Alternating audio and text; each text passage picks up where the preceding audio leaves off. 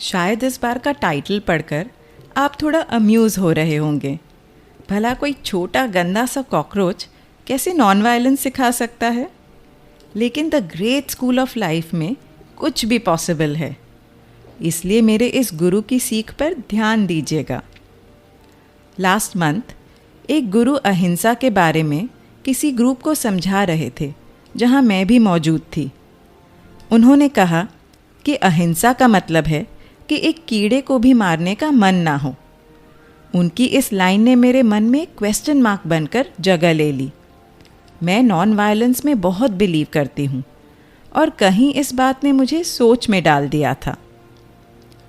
फिर कुछ दिन पहले मुझे अपने बाथरूम में एक कॉकरोच दिखा और उनकी ये बात याद आ गई।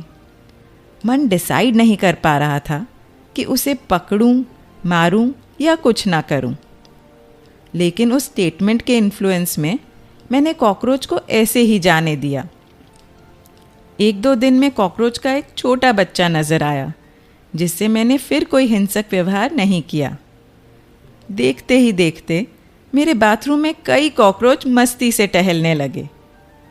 अब मैं दुविधा में थी। अगर मुझे मेरे घर में हाइजीन और मेरे परिवार की हेल्थ को सेफ रखना था तो उन कॉकरोचेस को मारना ज़रूरी था। पकड़कर बाहर डाल देती तो किसी और के घर पर मेहमान बन जाते, गटर में से भी वापस आ जाते और बीमारियां फैलाते। इसलिए मैंने उनका दी एंड कर दिया। इस एपिसोड से मुझे रियलाइज़ हुआ कि मैं एक अधूरी समझ से क्रिएट हुए गिल्ट को लेकर नेचर के प्रैक्टिकल नियम को तोड़ रही थी। इस धरती पर सब कुछ और सब कोई, चाहे वो एक छोटा पत्थर हो, कोई पौधा, पेड़, जानवर या इंसान, सब इंटर रिलेटेड और इंटरडिपेंडेंट हैं, आपस में जुड़े हुए और एक दूसरे पर निर्भर। और इस पूरे इकोसिस्टम का एक डेलिकेट बैलेंस है। इस बैलेंस को मेंटेन करने के लिए कुदरत ने अपने हर अंश को इस तरह बनाया है कि अपने बचाव के हेतु या अपना निर्वाह करने के लिए, फॉर ईदर वंस प्रोटेक्शन और सस्टेनेंस, सब एक दूसरे की तरफ हिंसा का यूज़ करते ही हैं। अगर ये नेचर का रूल है तो गलत तो हो नहीं सकता। इसका मतलब वायलेंस नॉर्मल है, ज़रूरी है और अनअवॉइडेबल भी। शॉकिंग। शायद जो वेजिटेरियन या वीगन हैं उन्हें लगता है कि एनिमल मीट या डेयरी प्रोडक्ट्स खाना सही नहीं है क्योंकि इससे उनके प्रति ज़्यादती या हिंसा होती है। लेकिन क्या पेड़ पौधों को तोड़कर उनकी तरफ हिंसा नहीं करते हम? हिंसा तो उस पल से शुरू हो जाती है जब से मिट्टी के गर्भ को चीरकर किसान उसमें बसे करोड़ों माइक्रो ऑर्गेनिजम्स की हत्या करता है।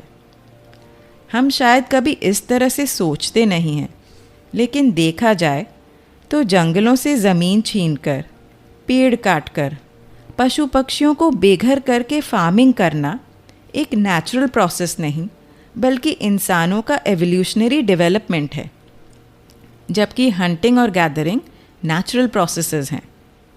क्या आपको पता है कि प्लांट लाइफ का ग्रोथ रेट एनिमल लाइफ के ग्रोथ रेट से बहुत कम है? यानी किसी एनिमल की पॉपुलेशन अगर एक साल में डबल होती है तो वहीं किसी प्लांट की पॉपुलेशन को डबल होने में कुछ साल लग जाते हैं।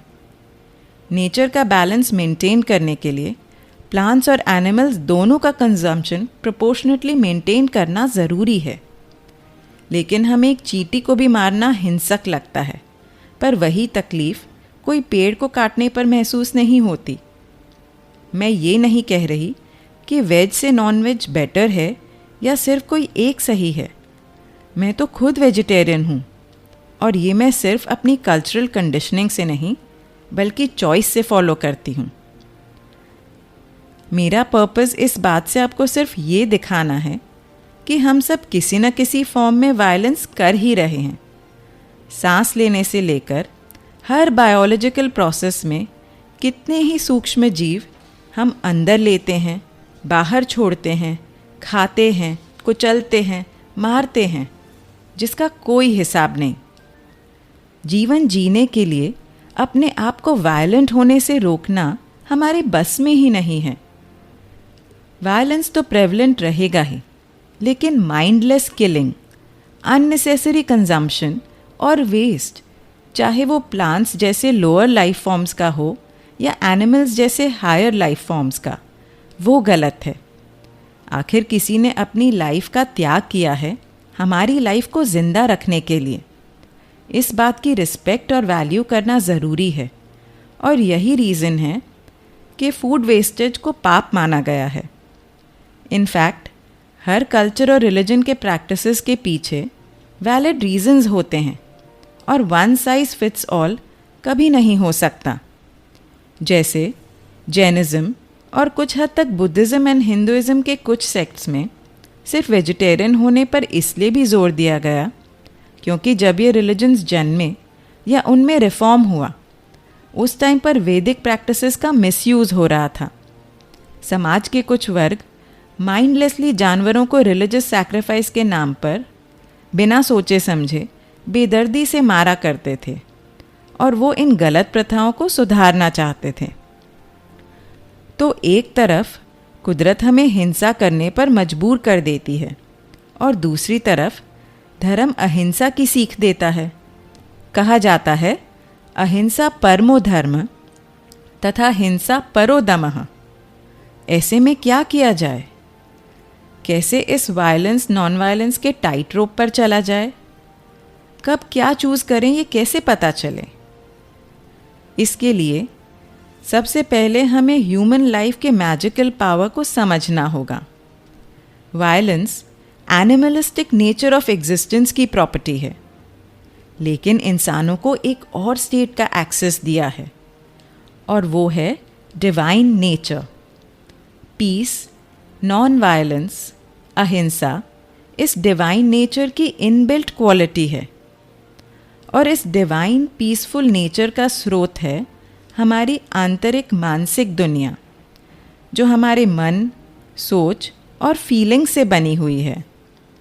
इसलिए नॉन वायलेंस एक एक्सटर्नल एक्शन से कहीं ज़्यादा एक इंटरनल थॉट प्रोसेस से जुड़ी होती है। जब ममत्व, करुणा, भाईचारा और दया भाव हमारा सेकंड नेचर बन जाए, जब मन का हर विचार दूसरे की तरफ प्रेम और अंडरस्टैंडिंग से भरा हो, जब यूनिवर्स के कॉस्मिक फैब्रिक में हर छोटे बड़े जीव निर्जीव के अस्तित्व को अप्रिशिएट करने लगें, जब हम इस अप्रोच से जीना सीख जाएं, तब हिंसा अहिंसा के विवाद से ऊपर उठ जाएंगे। इस पूरे प्लैनेट पर इतनी कॉम्प्लेक्सिटी के साथ सोचने और अपने थॉट्स और एक्शंस को चूज़ करने की शक्ति सिर्फ इंसान को मिली है। हर बार हमें नॉन वायलेंट एक्शन चूज़ करने का प्रिविलेज ना मिले, लेकिन हम non violent thoughts and feelings ज़रूर चूज़ कर सकते हैं। अगर आपने ध्यान दिया हो तो उन स्पीकर ने कहा था, मारने का मन नहीं होना चाहिए और ना कि मारना नहीं चाहिए। यही सच्ची अहिंसा है, मन की अहिंसा। कितनी बार तो हम पहचान ही नहीं पाते कि हम कितना हिंसक होना चूज़ कर लेते हैं। भले ही हम बाहर से कोई अस्त्र शस्त्र, खून खराबा, मारने पीटने से दूर रहते हों, लेकिन मन में गुस्सा, नफ़रत, ऊंच नीच, घमंड से भरे वायलेंट थॉट्स बनाकर जीते रहते हैं। जब किसी का नेचुरल वे ऑफ लाइफ जो हमारी नज़र से वायलेंट है उसे देखते हैं, तब उन्हें जज करते हैं और उनके इस एक्शन से भी बढ़कर हिंसक सोच बना लेते हैं। ये तो खुद को ही धोखे में रखने जैसा है। दूसरे की तरफ उंगली उठाने से अच्छा है जो 3 उंगलियां खुद की तरफ मुड़ी हुई हैं उन पर ध्यान देना। अगर हम खुद के इनर लैंडस्केप में से हिंसा का क्लीन अप कर लें तो यही सुधार बहुत है। बाहरी दुनिया के लेन देन में अगर अपनी रक्षा या भरण पोषण की ज़रूरत से कुछ वायलेंस करना भी पड़े तो वो नाजायज़ नहीं होगा। जब कोई ललकार, कोई संहार होता है तो ये मायने रखता है कि वो नफ़रत, उपेक्षा या घमंड के इंटेंशन से तो नहीं हुआ। कर्तव्य और अहंकार का फ़र्क समझकर ही हम बाहरी हिंसा करते हुए भी मानसिक अहिंसा अपना सकते हैं। कर्तव्य निभाने के लिए मरना और मारना अगर जायज़ नहीं होता तो अर्जुन का गांडीव भी पापी होता और हर सोल्जर की बंदूक भी गुनहगार। हमारे देश के फ्रीडम स्ट्रगल में जहां गांधी जी ने नॉन वायलेंस का रास्ता अपनाया, वहीं शहीद भगत सिंह, चंद्रशेखर आज़ाद और सुभाष चंद्र बोस ने वायलेंस का हथियार ज़रूरी समझा। मेरे हिसाब से दोनों ही अप्रोचेस ने अपने अपने रूप में काम करके इंडिया को आज़ादी के लक्ष्य तक पहुंचाया। सच मानो तो हिंसा अहिंसा ये एक ही सिक्के के दो पहलू हैं जो समय और स्थिति की ज़रूरत के हिसाब से यूज़ होने चाहिए। इसलिए इन्हें ऑपोजिट मानकर सिर्फ किसी एक को अपनाना और दूसरे को दुत्कारना एक कंप्लीट पिक्चर ऑफ लाइफ कभी नहीं बना सकता। एंड में एक पर्सनल प्रैक्टिस शेयर करती हूँ।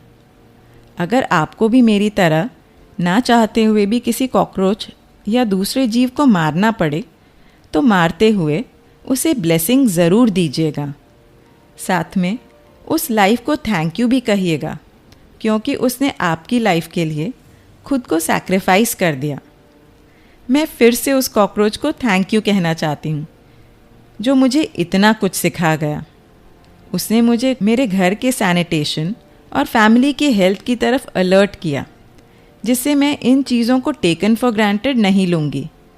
आई am grateful for the small but important role that it played in the larger scope of my life. इस प्रैक्टिस का इंस्पिरेशन मुझे जूडाइज़म और इस्लाम में जो कोशर और हलाल के नियम हैं उनसे मिला है। इनके रूल्स के हिसाब से जब कोई जानवर को मारा जाता है तब उसे ईश्वर का नाम सुनाया जाता है, ताकि उसकी कुर्बानी के बदले उसे एक अमूल्य तोहफ़ा दे सकें उसके कल्याण के लिए। और ये कल्याण करने की इच्छा और ताकत, यही हमारा डिवाइन नेचर है। इसलिए अपनी सच्ची अहिंसक प्रवृत्ति को जागृत कीजिए और उसे हर किसी की झोली भर दीजिए।